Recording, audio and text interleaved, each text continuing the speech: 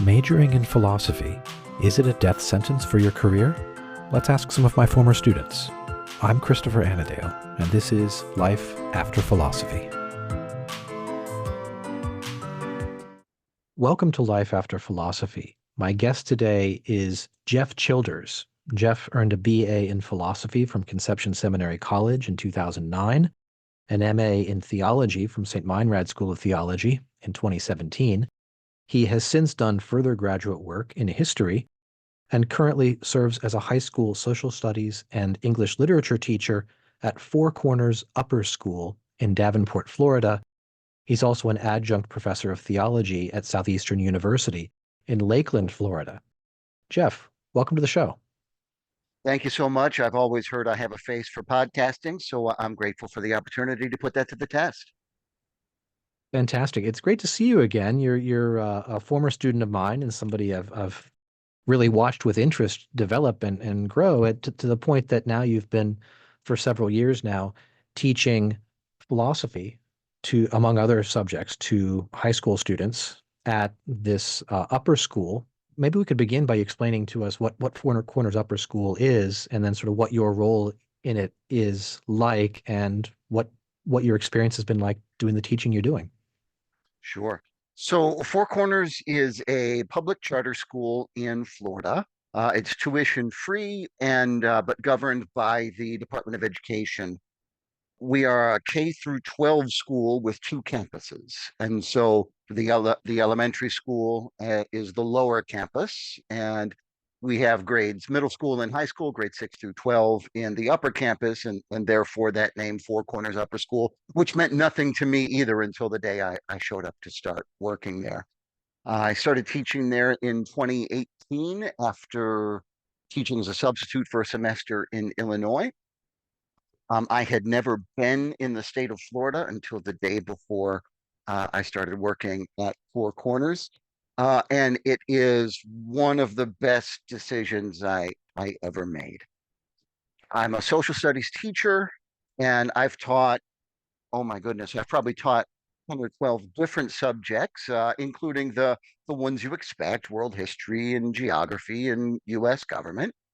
But the administration of the school has been so supportive and has given me so many opportunities to experiment, to find places where my passions and my few skills intersect.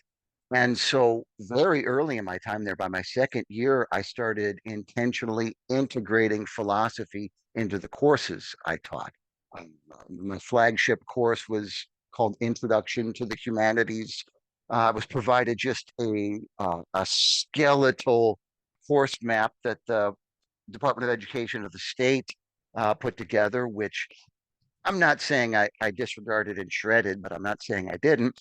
And then was given basically the freedom to build my own course, and I've been doing that ever since with my philosophy course, with classical studies course that is really focused on Homer's Iliad. I'm launching a new literature course on Arthurian literature. We'll be rolling that out in August, and so that's what I'm doing with I'm spending my summer in Camelot, and I love it.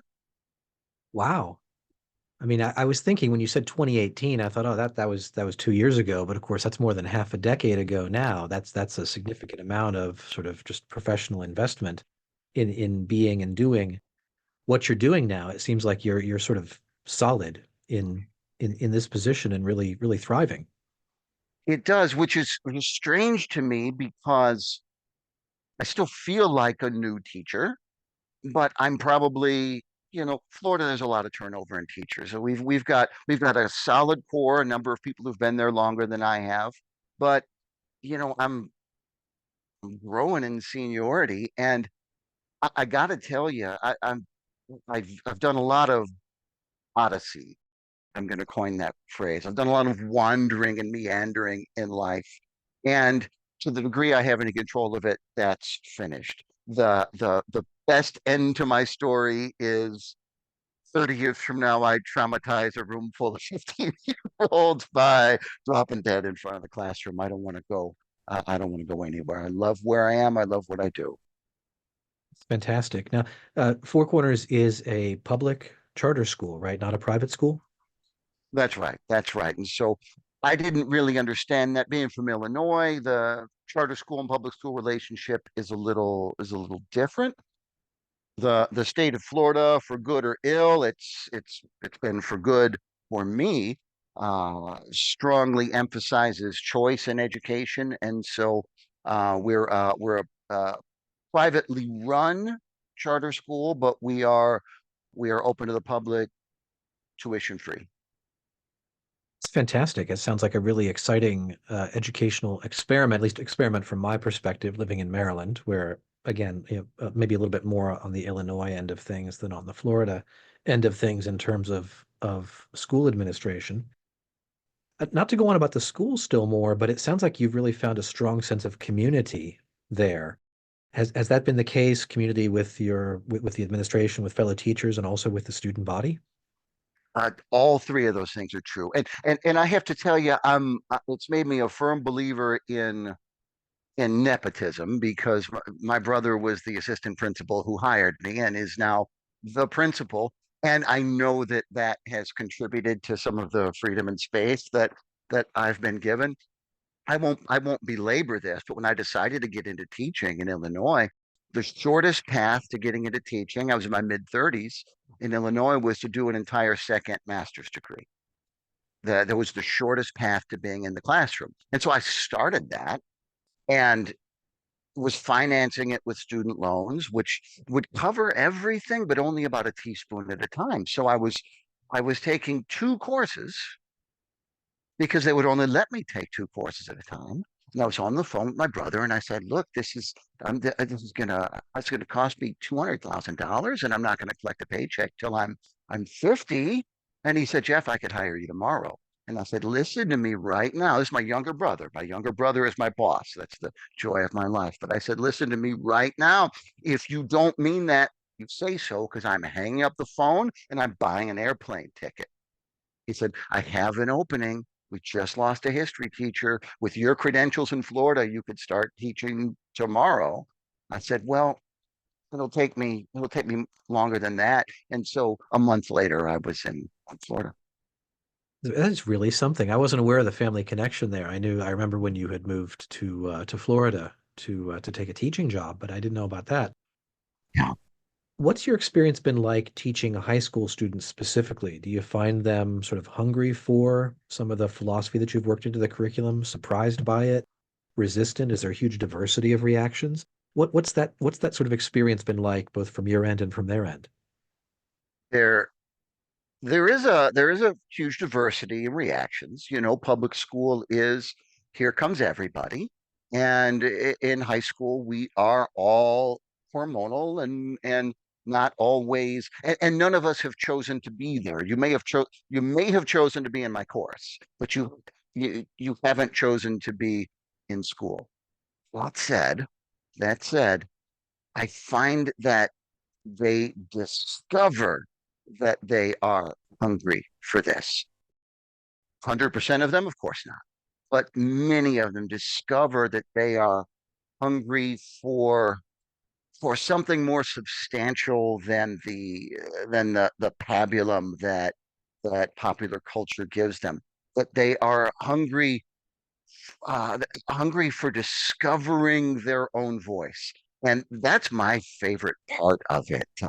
To give them give give them some pointers, give them some basics, and then get out of their way. Uh, the the nice thing about the limitations that a public school puts on you. So if I wanted to be teaching from my perspective, philosophically or religiously or politically, I couldn't. And the nice thing about that limitation is that my classes are not about what I think. They're about what the students think. They're not about me imposing a worldview. They're about me offering them guidance and support to help them craft their own. Yeah, I love it when a student who if I were being open about my worldview, has constructed a worldview that I very much disagree with, but has done so passionately and eloquently and at a level appropriate to a 14-year-old, 15-year-old, 16-year-old. I love to see him run. I had a great teacher of mine way back in college decades ago, Francis Kane, whom I still admire to this day for his ability to do just what you've been describing. That is, he could enable people to work through and sort of articulate in an age appropriate way their own sort of emerging philosophical consciousness and worldview without leaving his fingerprints on it very heavily, so to speak. He was very, very good about that. I think of him as being, a kind of champion of that kind of teaching. He's been a model for me. So a little bit of a personal anecdote to share there. I'm glad that that's been a good experience for you as a teacher now for what, 6 or 7 years, right? Yeah, I'll be starting my seventh. I'll be starting my seventh year next in August. Do you have any sort of observations you've made of former students of yours who've gone through this kind of teaching and awakening, who've gone on? I realize 7 years, 6 years is not that long, and high school teachers don't keep in touch with their students after they leave school. Generally, I know none of my high school teachers have with me. But what's been your observation of sort of students going forward? Do you see them being changed for the better by the kind of experiences they have learning from you? I, I I hate to take credit for them being changed for the better, but I do have a number of former students who do stay in touch, who do reach out. I've created a platform for them to do that on Instagram, which is almost exclusively former students that I will only follow you once you've graduated. I did that because Facebook, the old man's Instagram, has allowed me to reconnect with a number of my high school teachers. And so yes, they I have a number who keep in touch, who reach out to me, who share anecdotes, who share philosophy memes. A student sending you a philosophy meme, it doesn't mean they're ready for a PhD in philosophy at Oxford, but it means they're still thinking about these things, that these things made an impression. But if if 10 years from now, 20 years from now, I don't expect them to remember the difference between, Anaxagoras and Heraclitus. Uh, but if they remember, what, that guy who taught philosophy, he cared, then I feel like it has mattered a little bit that I have been here.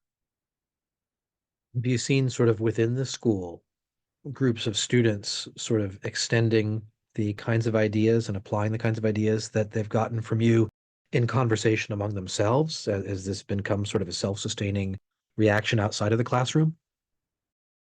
I I do, and I see some of that. I see some of it going on sort of in this, I'm going to say artificially organically, which should not be a combination of words, but in the classroom, in one of the hallmarks, growing hallmarks of my courses is, and most of them I set aside a month or two for these student-led roundtable discussions, and I give them hours of in-class time to prepare. And when I outline what they're going to be doing, if they haven't taken my class before, I see this look of morbid terror on their face.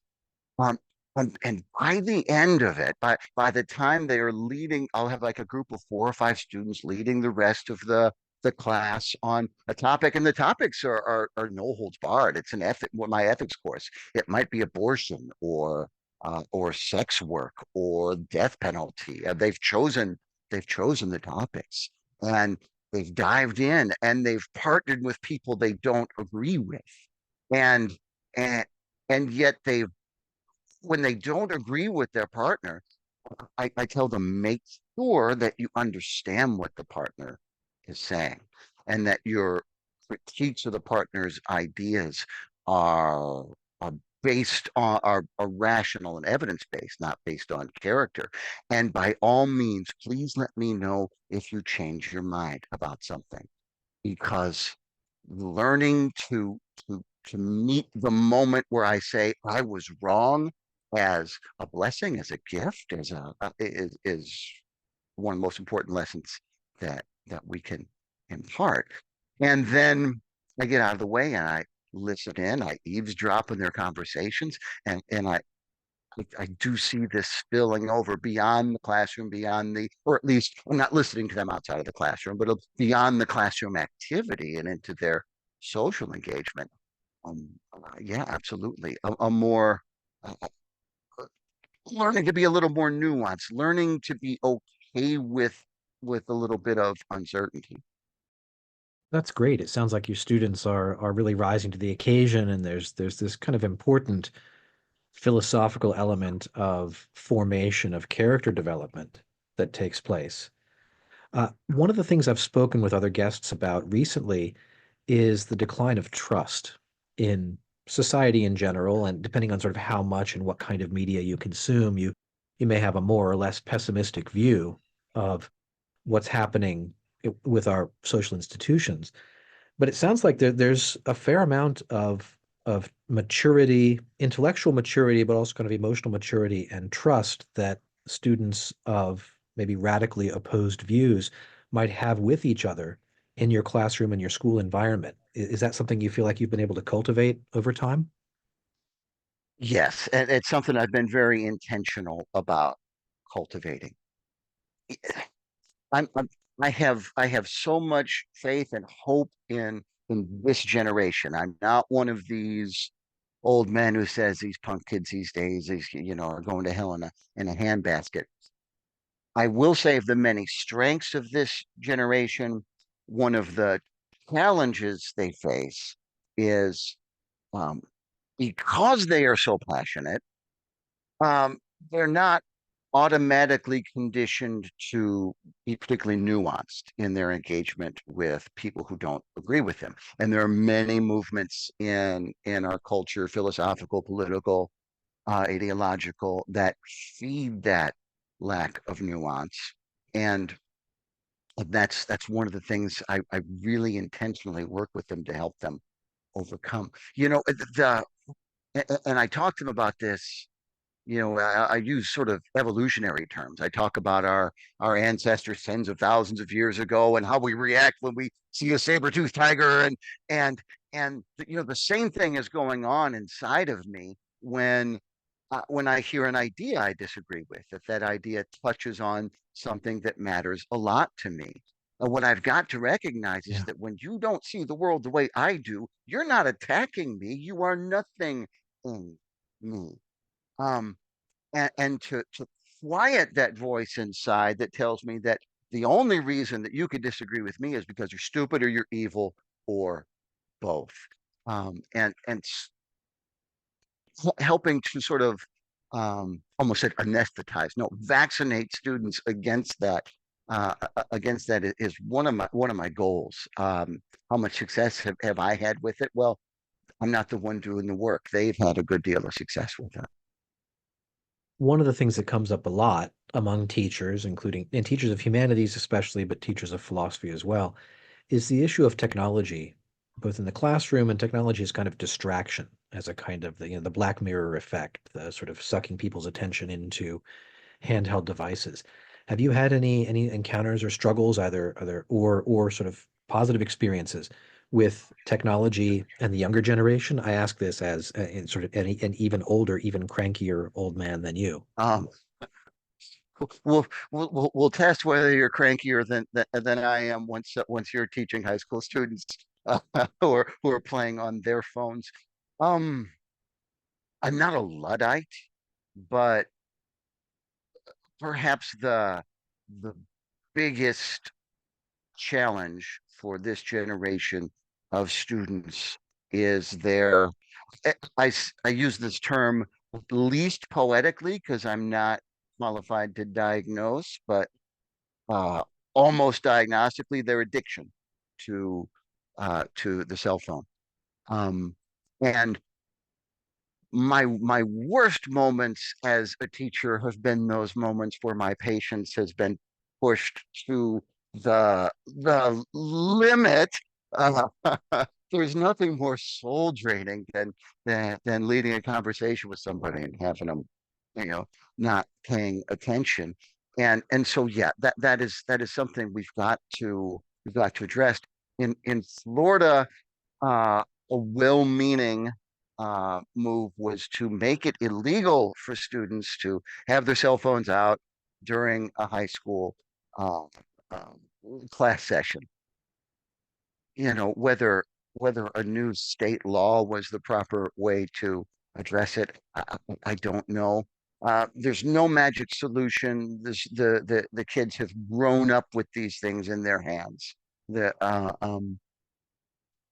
but to be vigilant, to be cognizant without being a tyrant, and to recognize that, look, aside from the wound and their nuance, the other biggest challenge this generation faces is the TikTok attention span. Um, what can we do about it? No magic solution other than embrace the responsibility to say things that are worth listening to and say them in a way that people will want to listen. Yeah, I take your point there. I'm thinking even just working back the strength of an atrophied muscle, right? Thinking of attention like a muscle.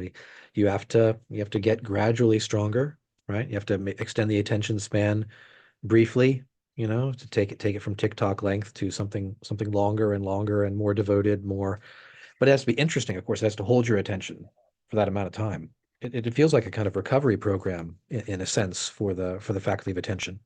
Absolutely. I mean, and I've actually I've thought about it in those terms. It's interesting to say that I've thought about it in those terms. That this is therapeutic in a sense. Again, I'm not a qualified therapist, but it's therapeutic in a sense. Um, while we're mentioning technology, there is there is a sort of a demonic shadow on the horizon of ChatGPT. Um, it, I remember the first time a student turned in something generated by AI before I knew that that was a thing. And I was pulling my hair out. That's where my hair went. I was pulling my hair out, trying to figure out where this came from. Several students turned in essays that all quoted that all quoted the same saying of Plato, which was not actually from Plato, but was from Tertullian. And yet they all used it differently. And so I'm trying to what is happening here? They're not copying off each other. They're not copy paste plagiarism, because that's what plagiarism, high school plagiarism used to be. Copy and paste the first Google search result. Um, the Chat GPT's detrimental impact on education. And I'm not suggesting that the technology doesn't have constructive uses, and I'm open to learning what those are at the research and preparatory phase. But it threatens to make what we're doing no longer worthwhile. You know, it saves them time, but what little time they spend on it is utterly meaningless, and we become a room full of, I don't know. Find myself having to learn what the plural of Sisyphus is thanks to Chat GPT.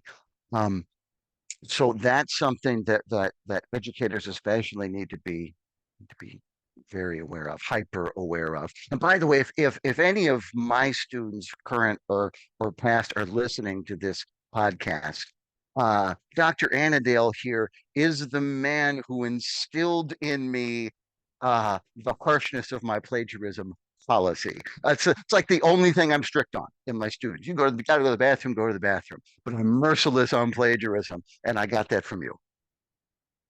Oh wow. I'm proud of that then. That's fantastic. I what comes to my mind is that I remember in some of my graduate studies learning that this is an account I think from his daughter that Lord Acton used to um, punish his children most harshly for lying among all things, whatever they did. If they lied about it, that was where the harshest punishment came down because that was just that corrupted the entire nature of the relationship versus whatever particular thing they were trying to cover up. And it feels like plagiarism maybe is kind of in that same Sure, category. sure. I wanted to ask you about the value of early sort of secondary, pre, post-secondary instruction in philosophy, high school, middle school. It's one of the sort of conversations I've had with a number of colleagues at different levels. It feels like by the time we get students at college, they have a certain kind of expectation, they have a certain orientation towards the role that learning and different disciplines is going to play in their life plan. Has your experience the past 6 years teaching high school given you some insights into the value of, bringing people to think through philosophical ideas and to sort of deliberately form, sort of take ownership of a kind of worldview and set of principles of their own earlier in their teenage years? Oh, absolutely. But I think the absence of philosophy in most high school curricula is is the biggest missing link, because I didn't have anything like that in high school, and I had a blast in high school. I love high school. I loved my time in high school, but it was 7 disconnected hours each day. Go to this room, talk about algebra. Go to this room, talk about Abraham Lincoln. Go to this room, play dodgeball with no sense of unity, of integration. And philosophy is precisely where that, that integration is done, and where that sense of unity uh, can be fostered. And so instead we end up with sort of a schizophrenia in our education. I'm a different person doing a different thing from 8 a.m. to 9 a.m. to 10 a.m. and nobody's told me why I should care about any of those things. And so I don't, except for the pretty girl sitting next to me. But I have no problem with high school students caring about the pretty people sitting next to them. But yeah, so the to introduce them to these big questions, big ideas at a younger age, I think is pivotal. Is pivotal, helping them construct a sense of who they are and why they're doing what they're doing. Otherwise, we enter into college, and what's the purpose of college? It's to check college off the box so I can get some more money on my paycheck. I like paychecks with money on them, even the little bit that I I get as a teacher. But my goodness, the end result is that we're always chasing that. I want this dollar, I want this job title. Why? I don't know, because I want this other thing, because I want this other thing. We're in this endless pursuit of hollow instrumental goods, and the end of that is death. All of them decay, as do we. Integrating, sorry, I got into preacher mode there for a second, but to Yeah. to integrate philosophy into the curriculum can help prevent that and start to make this a much more meaningful experience. Because we've decided as a society that we will finance everybody taking 12 years off from being economically productive so that they can be formed academically and humanly. We don't use those terms outside of the seminary system that I was blessed to study in, but by bringing philosophy in, we can also figure out why we're doing that and be more intentional about it. It seems to me we could almost say that what we're trying to do is to push what I might call the Socratic moment back towards maybe the 14, 15-year-old stage of psychological development rather than the 19 to 20, 21-year-old age. What do you think? Is that a good I, way of putting I, it? I think it is. When Socrates says that the unexamined life is not worth living, I hope he's wrong, because most people don't examine their lives. But surely the examined life is a lot better than the unexamined life. So why not give them the opportunity to start living that life at the time they're figuring out who they are? Great. Normally at this point, I would ask the question of the show, which is what kind of advice would you give to the sort of philosophy curious, the philosophy adjacent, people thinking about studying more philosophy than they've had or anxious about taking a first philosophy course.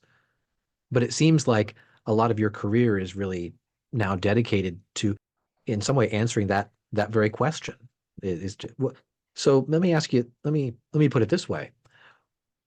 For people who are not students in your school, what's your sort of pitch about the value of philosophy? The reason why it's worth taking seriously, worth paying attention to, worth, putting your phone away for and engaging in the serious study of, even doing the difficult work of not taking the easy way out with the chat GPT. What is there sort of an elevator pitch you've learned to make for the value of philosophy that goes beyond what we've said so far? So, yeah, I have this Frankenstein definition of philosophy that I use in my classes that is all this talk of plagiarism, and now I've plagiarized it from multiple sources and stapled it together, and I no longer recall the sources. But the the definition I use is philosophy is a love of wisdom that inspires us to pursue rational answers to big questions so that we may live and die well. And then I say, look, my classes are not designed to make you good engineers, good lawyers, good arc welders, good nail technicians. They're designed to help make you good.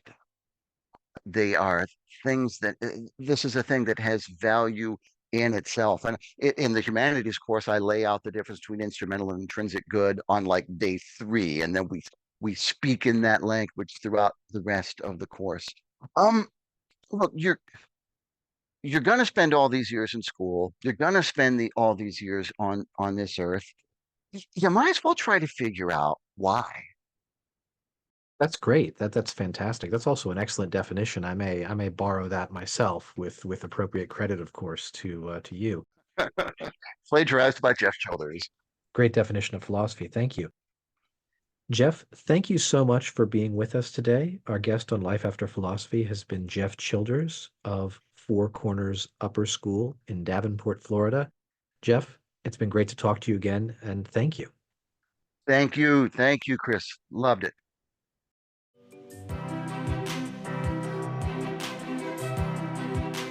Thank you for listening to Life After Philosophy. If you enjoyed the podcast, please rate it 5 stars and share this episode with a friend. I appreciate your support.